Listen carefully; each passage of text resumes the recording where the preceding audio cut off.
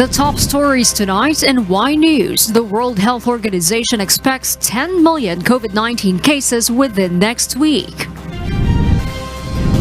The Philippines Health Department considers 4 areas in eastern Visayas as emerging COVID-19 hotspots. A new study reveals that jobless people may find it hard to look for a new job. While 90,000 Filipinos have lost their jobs to the COVID-19 pandemic, the Labor Department says. The country's Trade Department lifts the purchase limit for rubbing alcohol, face masks, and other healthcare items. Some Philippine senators expressed concern over the Education Department's distance learning preparation, while DepEd appeals to private schools to defer a tuition fee hike. Many countries in the Americas still have not peaked in their coronavirus cases, the World Health Organization says.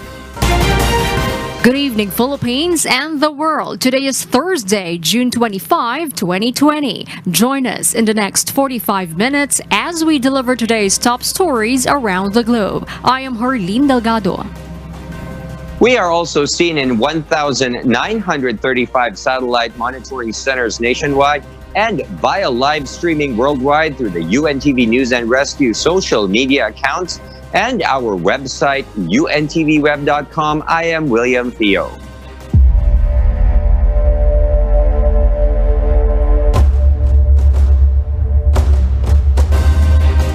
In the first month of the coronavirus outbreak, less than 10,000 cases were reported to the World Health Organization. In the last month, almost 4 million cases emerged. Now, the World Health Organization expects the coronavirus cases to reach 10 million within the next week. This is a sober reminder that even as we continue research into vaccines and therapeutics, we have an urgent responsibility to do everything we can with the tools we have now to suppress transmission and save lives. The WHO DG stressed that one of the most effective ways of saving lives is providing oxygen to patients who need it. However, many countries are now experiencing difficulties in obtaining oxygen concentrators. WHO estimates that at the current rate of about 1 million new cases a week, the world needs about 620,000 cubic meters of oxygen a day, which is about 88,000 large cylinders. He added 80% of the market is owned by just a few companies, and demand is currently outstripping supply. Ongoing talks with suppliers in recent weeks have enabled WHO to buy 14,000 oxygen concentrators, which will be sent to 120 countries in the coming weeks. Meanwhile, Dr. Michael Ryan, Executive Director of WHO Health Emergencies Program, said during yesterday's media briefing that emanated from WHO headquarters in Geneva, it's very difficult, particularly about peaks. He explained that the peak has an awful lot to do about what countries do, and what countries do affects the peak. The height of the peak, it affects the length of the peak, and it affects the trajectory downwards. That is everything to do with the government's intervention. Dr. Ryan also emphasized that the coronavirus does not act alone. It exploits weak surveillance, weak health systems, poor governance, and a lack of education and a lack of empowerment of communities. Those are the things we need to address. If we address those things systematically, the numbers will go down. That is what's happened. The numbers respond to response.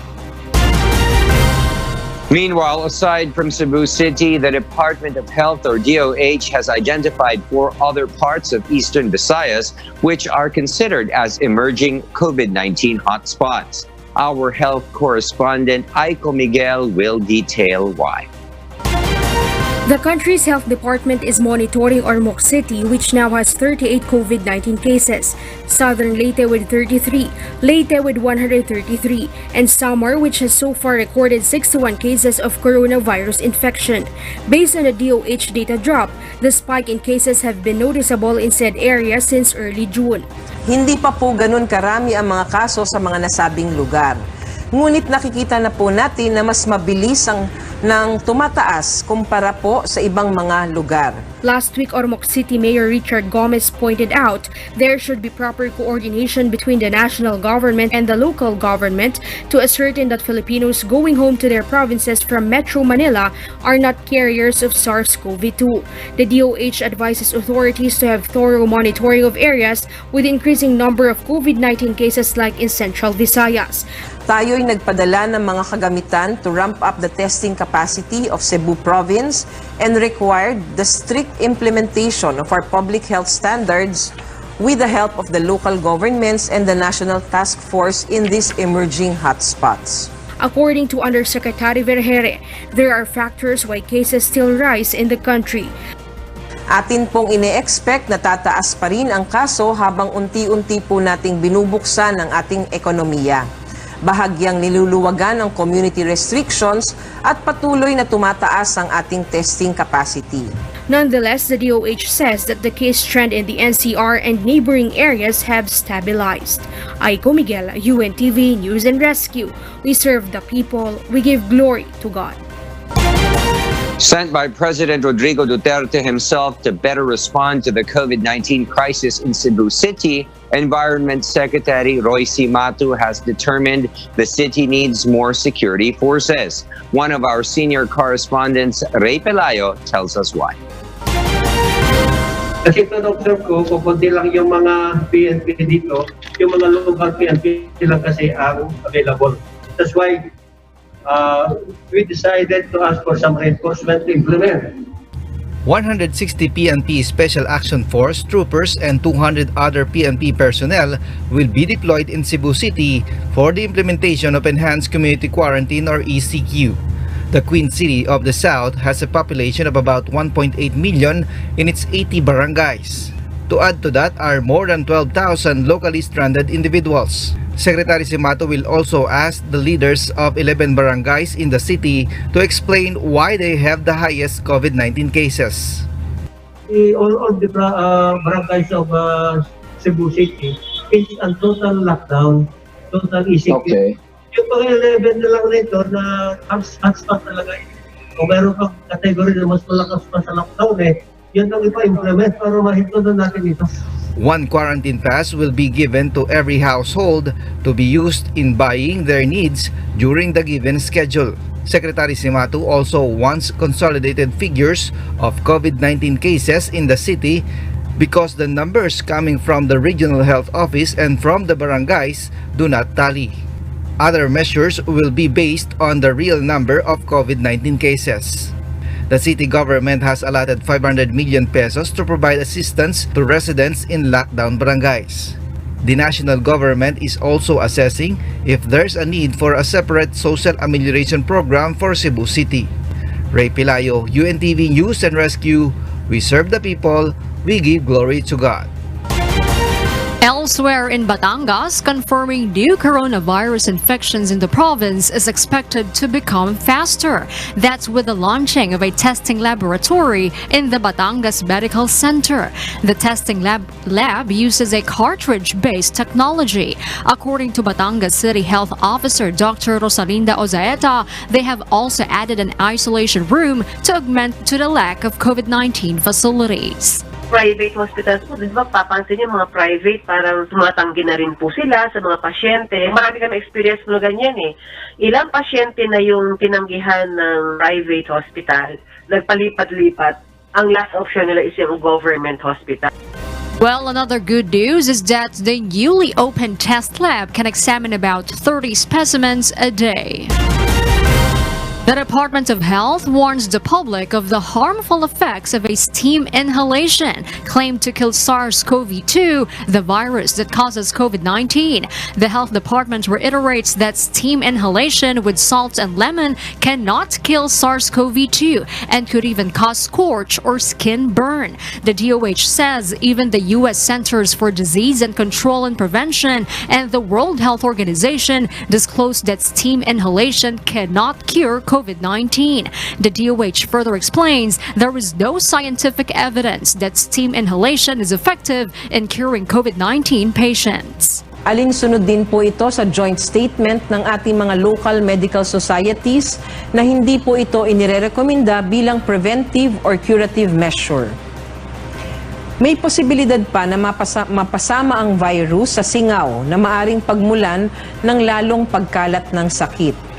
Ang steam inhalation din po ay nagpaparami ng secretions sa ilong na posibleng makahawa ng sakit sa pamamagitan ng pagbabahing o pag-ubo ng individual.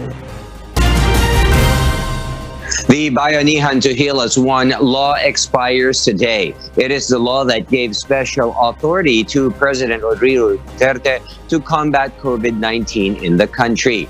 According to presidential spokesperson Harry Roque, the government has done a good job in preventing the rapid spread of COVID-19 in the Philippines and the spike of virus mortality rate. Our Malacanang correspondent Rosalie Cos has more details why.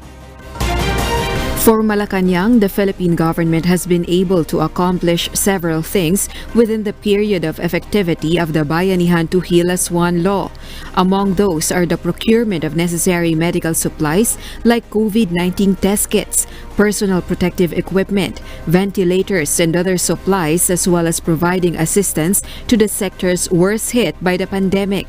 Bagamat tumataas, ikukumpira natin sa buong daigdig ay hindi naman po ganun kagrabe. We're third in ASEAN, but I think worldwide we have done a very good job, lalong-lalo na po sa pag-limit ng mortality. The Malacanang official assures the distribution of the cash aid under the Social Amelioration Program will not be affected by the law's expiration. The palace admits, however, the future needs of the country will be affected without such law due to the persisting crisis caused by the new coronavirus disease. Dahil kita nyo naman ang nangyari sa Cebu, no? Ang storya ng Cebu ay storya ng buong Pilipinas. Pag sumipa po ang numero ng COVID, napakadami pong pangangailangan. Meanwhile, President Duterte will ask Congress to hold a special session if a consensus between lawmakers and the executive branch is attained on the amount of economic stimulus package against COVID-19. Magpapatawag po ang presidente ng special session kung meron na pong nabuong consensus kung magkano yung magiging stimulus package. Dahil napasama na po sa isang panukalang batas yung extension ng emergency powers at saka yung stimulus package. For its part, the Finance Department does not want a stimulus package the government can't pay. Rosalie Cos, UNTV, News and Rescue. We serve the people, we give glory to God. Mayor Roland Paulino Jr. of Olongapo City faces complaints before the Office of the Ombudsman. Leah Ilagan details why. The Department of the Interior and Local Government is dismayed with Olongapo City Mayor Roland Paulino Jr. saying he should be the first to follow the national government's guidelines in fighting COVID-19. DILG spokesperson Undersecretary Jonathan Malaya says they have filed several complaints against the city chief executive before the ombudsman, like gross neglect of duty, grave misconduct, and violation of the Bayanihan to Heal as One Act, among others. The complaints stemmed from a mass gathering for the distribution of social amelioration cards in the first tranche of SAP, which Mayor Paulino organized. Mayor Paulino had been warned after the mass gathering incident and advised to fully comply with the IATF regulations. He was also found to have issued an order that allows backriding among motorcycle riders in his locality. Yusek Malaya explains the policy of Mayor Paulino contradicts the policy has set on backriding. For his part, Mayor Paulino clarified his stop backride in Olongapo City after the DILG's warning. He is also ready to explain his side to the Ombudsman. Leia Ilagan, UNTV, News and Rescue. We serve the people, we give glory to God. And let's now take a closer look at the updated count of coronavirus cases around the world. The COVID-19 pandemic has now reached a total of more than 9.4 million confirmed cases in 188 countries, regions, and sovereignty. That's about 166,000 increase from yesterday's count. The fast-spreading disease has claimed close to 483,000 lives, as we have lost more than 5,000 patients from yesterday. While more than 4.7 million patients across the globe have recovered from the new coronavirus infection. That's about a 50% recovery rate overall. Meanwhile, the country's Department of Health says that 778 new cases were reported today, including 415 fresh cases and 363 late ones. That raises the total confirmed cases of coronavirus infection in the Philippines to 33,069. That is, as of 4 p.m. today. We have lost 8 more patients. But through our fervent prayers, medical interventions, and sacrifices of our medical frontline, 255 more people have won their battle against the invisible enemy. That brings the total recoveries nationwide to 1,212. Thanks be to God. A study by the International Labor Organizations reveal that people who lost their jobs during the COVID-19 pandemic may find it difficult to look for a new job. Vincent Arboleda will join us tonight to tell us why live. COVID-19 pandemic has a very significant effect to the work and life of workers worldwide, according to research released by the International Labor Organization. The study revealed that though there were companies who were able to successfully transition to online platforms, millions of workers also lost their jobs, with the poor being the most affected. According to the study last May, 94% of workers in the world are living in countries who implemented workplace closures to some sectors or workers. Around 305 million full-time jobs were also estimated to be affected by the reduction of working hours during the second quarter of the year. With the small and medium enterprises being severely affected and many fearing to not be able to recover, the study revealed that those who lost their jobs or are jobless may find it hard to look for new jobs. In the Philippines, according to the Labor Department, starting from January to June of this year, there have been 3,100 business establishments who closed or had retrenchments. This resulted in 90,000 jobs gone, meaning 90,000 Filipinos left without bread and butter. One of them is Michael, with whom I talked with today. He is a former gym attendant at a resort on Boracay. Michael said that because of the closure of the hotel where he used to work at, he has no more source of income. Mahirap po talaga sa to na maghanap ng trabaho sa ngayon, gawa nung tulad nito, yung mga sa mga turista lang talaga kumikita ng kaya mahirap po talaga mag-apply sa ngayon. William? Yes, Vincent, does the Labor Department have a program for those Filipinos who have lost their jobs due to the pandemic? Yes, William. Dole says Pinoys who lost their jobs due to the COVID-19 pandemic can receive assistance from the agency like the AKAP program of Dole for those overseas Filipino workers. Here's what ASEC Dominic Tutay said. Time financial assistance amounting to 10,000 pesos. Ngayon po may mga regular po kami na program, particularly for the informal sector. Ito po yung regular TUPAD or emergency employment po. The forms for DOLE programs are downloadable from their website dole.gov.ph. Interested parties may coordinate with DOLE through their Facebook page. Labor ASEC Tutay also mentioned there are also a few industries who are hiring as of now, such as companies in the business process outsourcing or BPO industry, online teaching, electronic industry, and logistics. Career shift, maaring hindi nyo linya itong mga job openings na ito, pero willing naman po yung ating mga employers to provide training po doon po sa ating mga interested applicants who will be qualified for the job position. William Dole has also submitted the recovery plan to the Office of the President and the Congress for the implementation of the enhanced TUPAD program and wage subsidy with an estimated amount of 40 billion pesos. Once approved, these programs can benefit 3.3 million Filipinos in the country. Back to you, William. Thank you very much, Vincent Arboleda, for that report.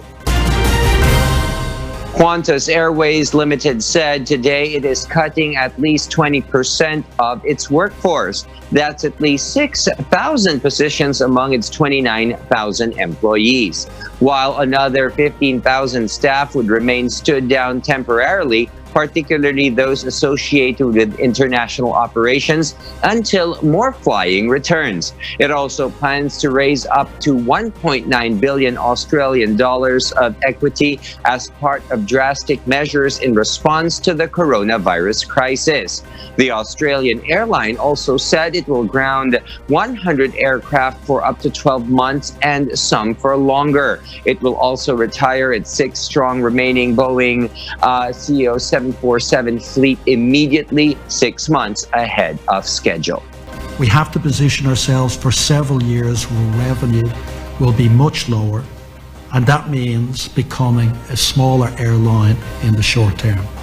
Australian officials have said the country is unlikely to open to international travelers until next year, although they will consider relaxing entry rules for students and other long-term visitors.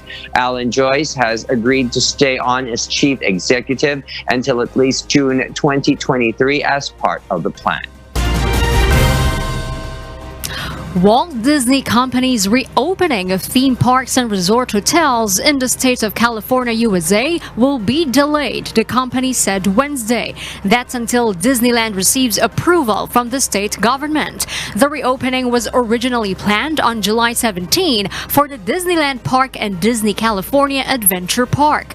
California has now indicated that it will not issue theme park reopening guidelines until sometime after July 4, said a Disneyland statement. The company had also received pushback from unions representing 17,000 workers at its Disneyland resort in Southern California, who said they were not convinced the theme park would be safe enough to reopen by the company's target date. Disney began reopening its theme parks in May, starting with Shanghai Disneyland, and last week reopened Hong Kong Disneyland. In Florida, it has partially reopened its Disney Springs Entertainment and Shopping Complex. More than 100 individuals stranded in Metro Manila are now just 4 days away from seeing their loved ones. Dante Amento tells us why. 180 locally stranded individuals or LSIs departed from Metro Manila today on board the Philippine Coast Guard's largest and most modern vessel BRP Gabriela Silang. They are bound for their home provinces, specifically Zamboanga Peninsula, General Santos City and Davao. Jovelina Carios was stranded together with her 2 children here in Metro Manila. I talked to her earlier and she said they are happy. They are finally going their home in Agusan del Norte. Nag-abroad ko for aming time, nagtrabaho ko as a lady guard. Gaygay Linugan, another LSI, on the other hand, was supposed to go abroad last March 17, but because of the community quarantine, she could not catch that flight overseas. Despite her difficult condition being stranded here, she is still thankful for not getting on that plane. Pagdating ng lockdown, hindi po kami nakatuloy umalis. Dito pa kami. Mas mahirap kung nakaalis kami. Before getting on that ship, 30 Mindanaoans underwent rapid testing for COVID-19. Their results all came out negative. The Philippine Coast Guard said this BRP Gabriela Silang voyage will take 4 days. Expected po namin yun na after the mission, pagbalik namin dito, siguro another round. Actually, this is the second wave na po natin transporting LSIs natin down to Mindanao. Dante Amento, UNTV, News and Rescue. We serve the people. We give glory to God. Effective today, the government suspends the return trips of locally stranded individuals in Metro Manila to their provinces. According to presidential spokesperson Harry Roque, locally stranded individuals have to undergo an RT-PCR test for COVID-19 first. Defense Secretary Delfin Lorenzana has reported that about 40,000 individuals remain stranded in Metro Manila. Sa mga locally stranded individuals po, para magkakaroon muna po tayo ng moratorium hanggang kayo po ay nabigyan na ng PCR test para bago kayo umuwi sa inyong mga probinsya. Lapu-Lapu City Mayor Junard Ahong Chan has recovered from COVID-19. Mayor Chan himself posted the good news on his Facebook page after his 14-day quarantine. He announced he was positive for the disease on June 12 through a video posted online. His swab test result came out and he confirmed that he is now negative for COVID-19. In his post, the mayor thanked God and all of those who took care of him, prayed for his recovery, and offered him support while he was on quarantine. Mayor Chan said he is ready to return to work right away to serve his constituents in Lapu-Lapu City and to fight the deadly virus. Meanwhile, after months of strict implementation of the anti-hoarding law, the Department of Trade and Industry, or DTI, lifts the policy of limiting the purchase of face masks, rubbing alcohol, and other essential healthcare items. One of our senior correspondents, Joan Nano, tells us why. There are now a normal inventory of face masks, rubbing alcohol, and other essential healthcare items which Filipinos used to panic buy in the early months of the COVID-19 crisis. DTI Secretary Ramon Lopez said this is why they will no longer limit consumers when it comes to buying these necessities. Now we have abundant supply of masks. And that's the reason why just recently, about 2 days ago, we are removing also these limits in purchases. We have increased also the limits, let's say, on mask purchases to 1 box of 50. Dati yan 5 pieces lang. The UNTV news team made rounds in Bambang, Manila earlier today, and we observed stores have removed their signage that say no face mask or alcohol available. Those are all gone.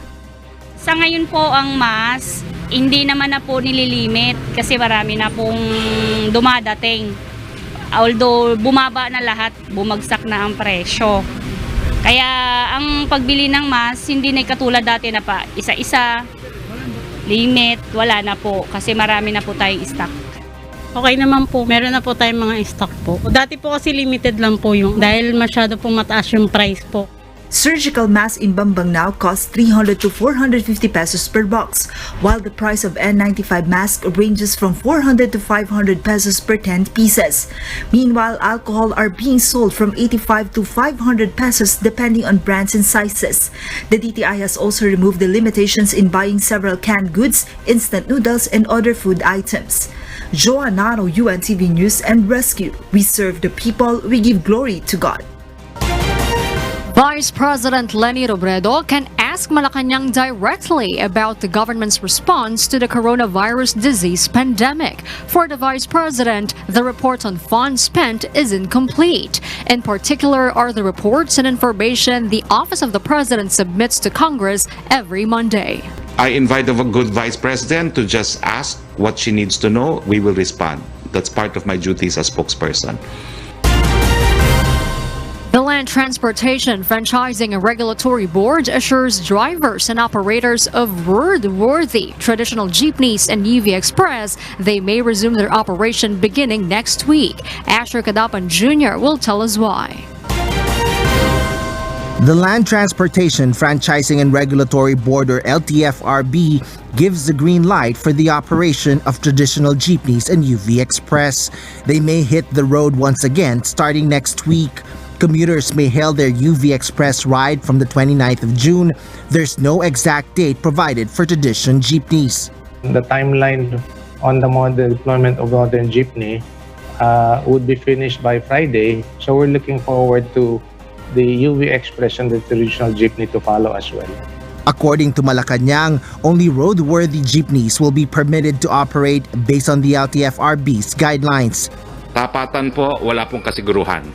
Ang sinasabi natin, kung kulang pa po ang masasakyan matapos ang bus, ang modern jeepneys at ang mga UVs, ay papayagan po natin ang ilang mga jeepneys na deemed to be roadworthy.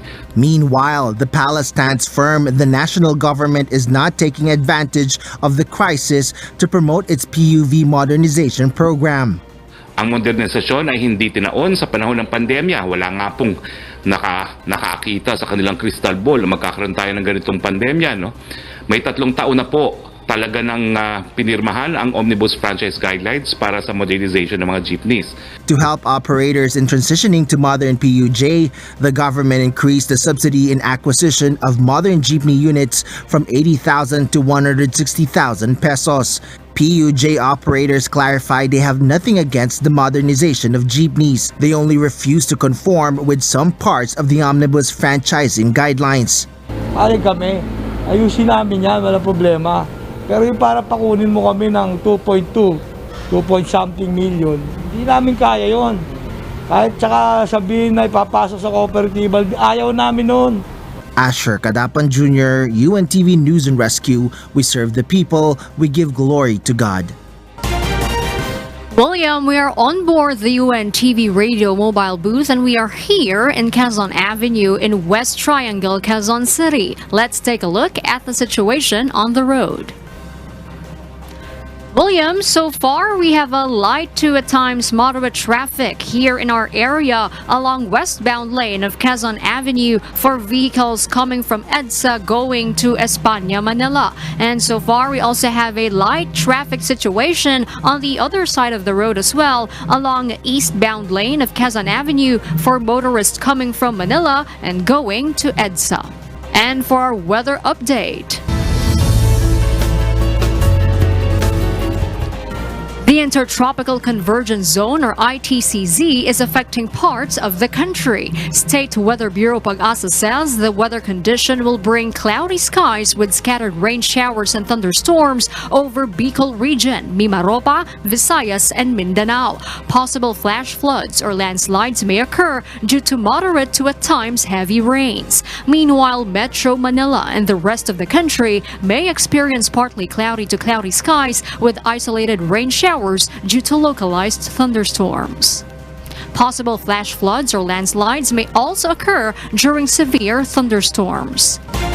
Some senators have expressed concern on the preparedness of the Department of Education for the implementation of the distance learning 2 months before the opening of school year 2020 to 2021. During today's Senate Committee on Basic Education hearing, Education Undersecretary Diosdado San Antonio confirms they have yet to train more than half of the country's public school teachers for the distance learning. Over 337,000 or 40% of the 800,000 public school teachers and more than 10,000 private school teachers have been trained for the ICT-based teaching since March. The deputy official says they will strive to finish the training of the remaining 60% of public school teachers in July. A massive training is also set next month to be headed by the National Educators Academy of the Philippines. However, Senator Nancy Binay pointed out the lack of mapping of the department to identify the appropriate training to be given to teachers based on the resources available and the learning modalities to be used in their area. Kasi yung training na gagawin nyo dun sa mga teachers, dapat angkop dun sa kakayahan ng lugar eh. For example, let's say Bukidnon or Cordillera na alam naman natin mahirap ang signal. So why would we train our teachers for an online way of teaching our kids when alam naman natin na mukhang mahirap yung ganong klase ng pagtuturo? In response, the DepEd is asking for more time, noting that they will have the full data once the enrollment period ends on June 30. Kasi po kasabay nga po nung aming registration form ay may survey. Ito na po yung inaantay ni Senator Nancy Binay po natin na dapat malaman namin kung ano ba ang pinakamabisang modality, pamamaraan ng pagtuturo at pag-aaral ng mga bata. We are getting there. Meanwhile, Senator Win Gatchalian, who chairs the committee, also expressed concern with the printing of modules. Undersecretary Tony Umali says the printing of self-learning modules will begin next month, which may take 30 to 60 days, including the delivery time. Meanwhile, the department says they are still looking for possible realignment of budget for the purchase of gadgets for the online learning. The Education Department said they will conduct a dry run of the distance learning in August before the start of classes on August 24. Meanwhile, DepEd is also appealing to private schools to defer the increase of tuition and other fees. In a statement, the department says this is to consider the plight of parents and learners who are experiencing financial constraints amid the pandemic. To date, the DepEd said there are 14.4 million enrollees for school year 2020 to 2021.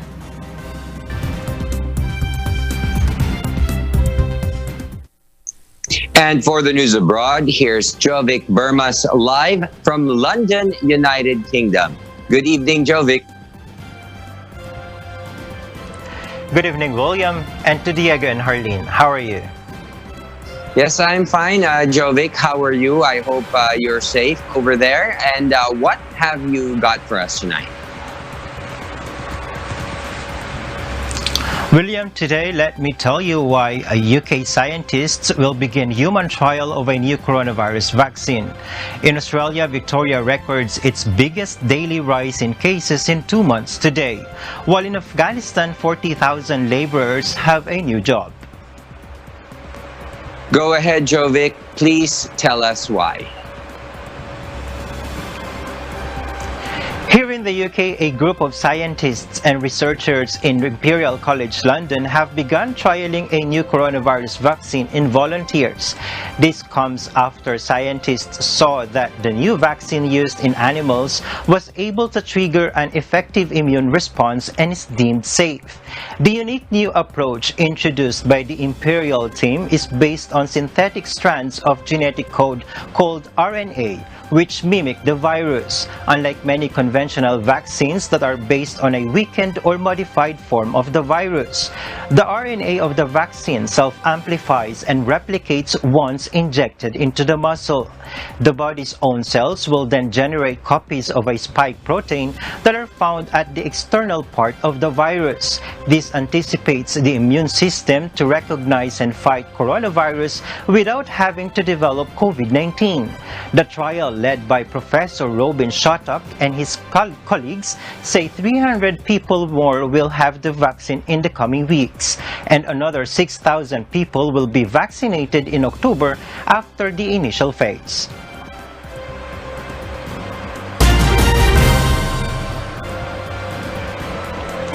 Now let's take a look at the updated count of coronavirus cases in the 5 worst hit countries. The USA now has more than 2.38 million confirmed cases, including over 656,000 recoveries. That number of patients who recovered in the US is a bit less than that in Brazil, which has more than 660,000 COVID-19 survivors as of the moment. Brazil, the world's 6th populous nation, is still the second when it comes to the number of coronavirus-infected patients, now at close to 1.2 million. India remains to be the Asian country with the most cases, now at more than 473,000 confirmed and over 271,000 recovery cases, while the UK, where I am at right now, is top 5 in this tally. The epidemic in the Americas remains intense, particularly in Central and South America, and that's across a range of countries. According to WHO Emergencies Program Executive Director Dr. Michael Ryan, we've seen a steady and worrying continuation of trend. That's with many countries experiencing between 25 and 50% rise in cases over the last week. Many countries in Central and South America and in the Americas in general are still suffering sustained community transmission. Dr. Ryan added the pandemic for many countries in the Americas still has not reached the peak. That means they are not reaching a low level of transmission within which sustainable exit from extreme public health and social measures could be attained. I would characterize the situation in the Americas in general and in Central and Latin America in general as still evolving, not having reached its peak yet, and likely to result in sustained number of cases and continued deaths in the coming weeks.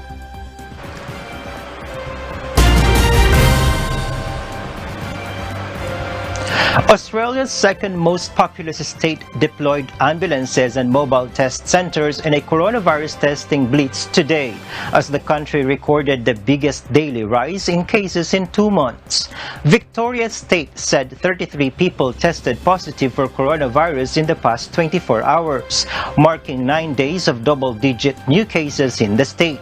It has around 200 current cases out of a country total of 270. Prime Minister Scott Morrison said Australia has safeguards in place to prevent the virus growing beyond the control of authorities, as he insisted states and territories must continue to reopen large swathes of the economy. We've got to live alongside COVID. It's not going anywhere. And we now have to look forward to, and we've got the systems and protections in place as we're demonstrating even now with the outbreak in Victoria, and I think we've just got to keep all that in perspective, and we've got to keep forging ahead and do that together. We can respond to these outbreaks. We can deal with it. We are dealing with the coronavirus, the COVID-19, better than almost any country in the world. And that's got to give us confidence to be able to move ahead, whether it's in this sector or in any of the other sectors. But there will be sectors that will be harder hit for longer, and that's what today is about. Afghanistan has joined a growing group of countries that are turning to green stimulus projects to address two urgent challenges at once: keeping the economy running through the pandemic and tackling climate change. Now, thousands of laborers who have lost their jobs begin to dig to survive. Nino Armilio tells us why. Jobs have dried up in Afghanistan since the coronavirus pandemic struck the South Asian country, as lockdown measures imposed in March take their toll on Afghanistan's workforce. The government is employing more than 40,000 jobless workers to rehabilitate groundwater supplies for its fast-growing capital. The project, run by the state's National Development Corporation, uses trenches to capture rainwater and snowmelt that is usually lost through flash flooding, said Sanagar Ahmadi, the project site manager. One of those laborers is Zakir Hussain Zaheri. I live at this house and I pay 3,000 Afghani in rent. I have 7 children and I earn 300 Afghani a day, which I can put towards our daily expenses. My children sometimes ask me to buy them pens, notebooks and clothes, so there are a lot of problems. We appreciate that despite the threat of coronavirus, our father works on the mountain to earn money. The rich people don't go out, and they stay at their homes at this juncture, but my father goes out and works for us. We appreciate him. Planned to run for at least a year, the Kabul Water Project pays laborers at least 300 Afghanis, or about $3.90 a day, to dig close to 150,000 trenches, along with 17 small dams and spillways on the outskirts of the mountainous Afghan capital. Meanwhile, Afghanistan, which remains under a lockdown, has recorded over 29,000 cases of the coronavirus and more than 600 deaths as of today, according to the Health Ministry.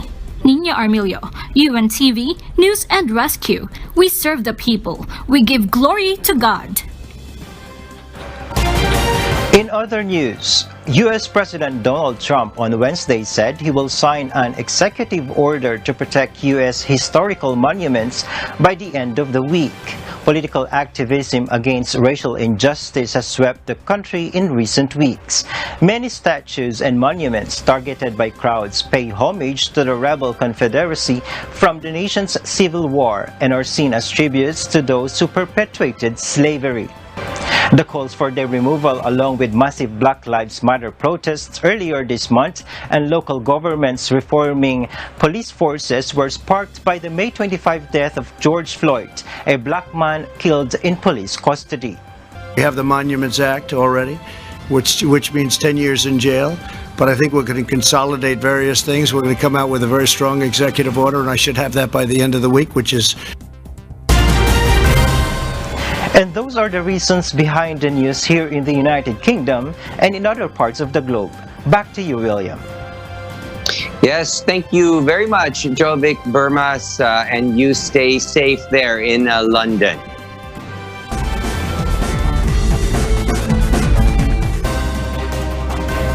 Major champions Brooke Koepka and Graeme McDowell are among those who withdrew from this week's Travelers' Championship in Cromwell, Connecticut. After their caddies both tested positive for COVID-19, the PGA Tour said on Wednesday. PGA Tour Commissioner Jay Monahan promised significant consequences for anyone who fails to follow COVID-19 safety protocols.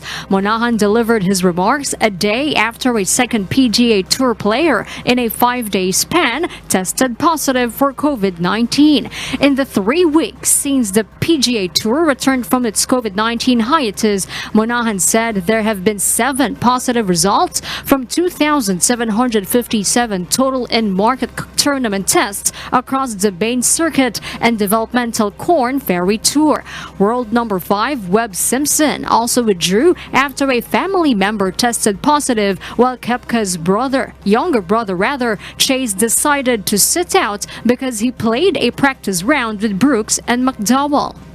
Among the changes Monahan announced are further testing, player instructors being added to the testing bubble, and an on-site fitness trailer to deter golfers from using outside gyms.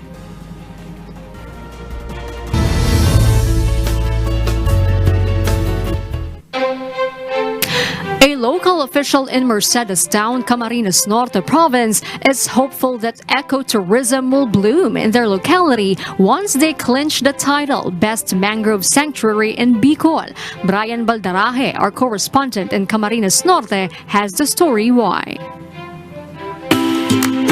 This 3-hectare stretch of land with mangrove trees is one of the 10 candidates for the title Best Mangrove Sanctuary in Bicol this year. It lies in Barangay Katandunganon, Mangisok, and Gabok, Mercedes, Camarines Norte. Barangay Chairman Jubito Gardoño of Barangay Katandunganon said they will craft ordinances to protect the various animal species that consider the Mercedes critical habitat as their heaven. Ang ginagawa namin, mga nagtatatag kami ng mga organisasyon para may gaya ng bantay bakawan. Mayroon kami yan, mga ordinansa, bawal ang magputol. Kasi isa kami sa critical habitat, bawal ang manghuli kung ano-anong hayop dyan.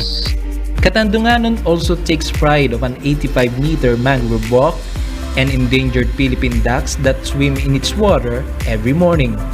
Gardoña hopes that once the sanctuary becomes part of ecotourism, it could be a getaway for tourists and generate jobs for revenues for the top 10 least populated barangay in Camarines Norte. The awarding for the Best Mangrove Sanctuary in Bicol usually happens on June 30. Brian Baldaraje, UNTV News and Rescue. We serve the people, we give glory to God.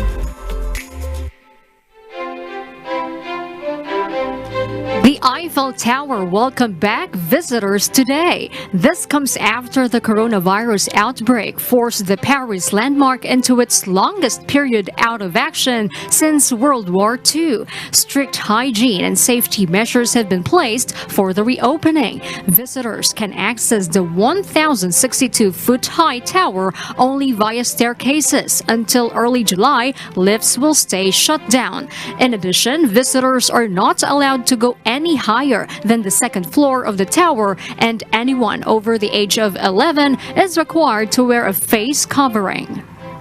And those are the reasons behind the news, June 25, 2020. I am Harleen Delgado. We serve the people. We give glory to God. And I am William Theo. Because we need to know, we will always ask why. Have a great evening and stay safe, everyone.